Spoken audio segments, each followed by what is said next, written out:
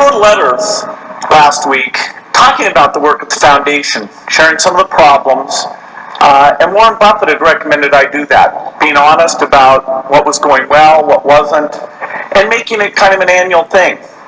A goal I had there was to draw more people in to work on those problems, because I think there are some very important problems that don't get worked on naturally. That is, the market does not drive the scientists, the communicators, the thinkers, the governments to do the right things.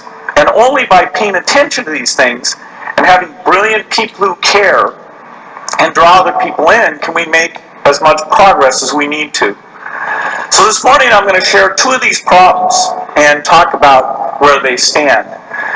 But before I dive into those, I want to admit that I am an optimist. Any tough problem, I think it can be solved. And part of the reason I feel that way is looking at the past. Over the last century, average lifespan has more than doubled. Another statistic, perhaps my favorite, is to look at childhood deaths.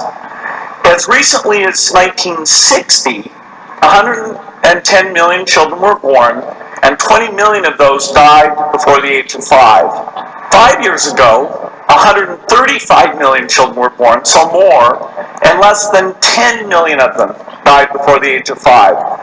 So that's a factor of 2 reduction in the childhood death rate. It's a phenomenal thing. I mean, each one of those lives matters a lot. And the key reason we were able to do it was not only rising incomes, but also a few key breakthroughs. Vaccines that were used more widely. For example, measles was 4 million of the deaths back as recently as 1990, and now is under 400,000. So we really can make changes. The next breakthrough is to cut that 10 million in half again.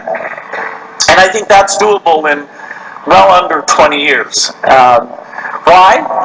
Well, there's only a few diseases that account for the vast majority of those deaths.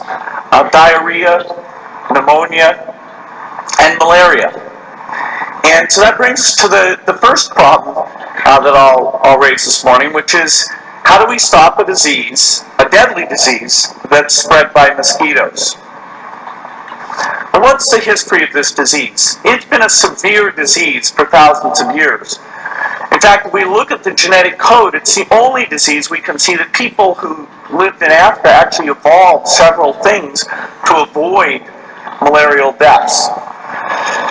Deaths actually peaked at a bit over 5 million in the 1930s. So it was absolutely gigantic.